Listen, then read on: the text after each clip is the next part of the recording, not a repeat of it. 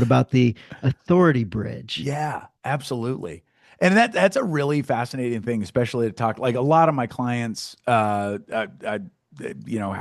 is an important part of their life, but not all of my clients, right? But what's interesting is this authority bridge conversation has really become a central part of what we do now. And like I mentioned, I'm a speaker, but I'm also a success coach, and I work with a lot of entrepreneurs and high level leaders and high achievers. And one of the things that started to emerge was that as I was coaching these, high level folks, they would often start to get curious about, like, they'd hear I went and spoke in Austin or Kansas City or New York or whatever. They're like, well, tell me more about that. How's that work? And they Hmm. also saw that what I was basically doing on social media is not the, oh, this is what I had for breakfast, y'all. Like, it's Right. more like I'm an introvert, so I don't love social media, right? But at the same time, what I do is I try to focus on bringing value on social media as opposed to ego driven. I try my best to have it be value driven, not ego driven.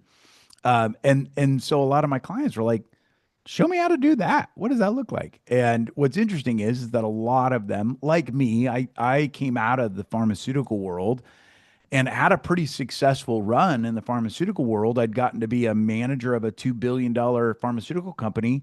But if I was being honest, the minute I walked out of the doors of that pharmaceutical company, nobody knew me, right? Like I couldn't walk out of that, even though I had success. I couldn't walk out of that and just be a speaker and a coach. Nobody would have hired me because nobody knew me. And so I had to start on what we call the authority bridge. I didn't know that's what I was doing, but it absolutely was. And that's now what we teach is that basically there's three phases to the authority bridge. Especially if you're a high level leader or you're doing some interesting things and you would like to introduce some coaching or speaking to your world, whether it's to drive more revenue for you personally, maybe it's more impact, more influence, those kinds of things. It's a great side business for a lot of the folks that I work with, and then some of those people turn it into full-time jobs that they love and get paid really, really well for.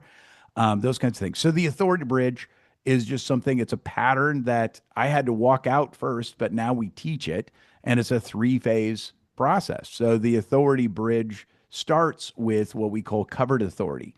And that is where you are gainfully employed doing something that you're good at, you're having success with, you might even really, really enjoy. But covered authority means you start to actually put content out in some way that brings value, that allows you to grow in your authority, not because you're saying, I have authority. It just allows you to grow in your authority because you're doing it. It allows you to teach from the journey. It gives you a platform that grows.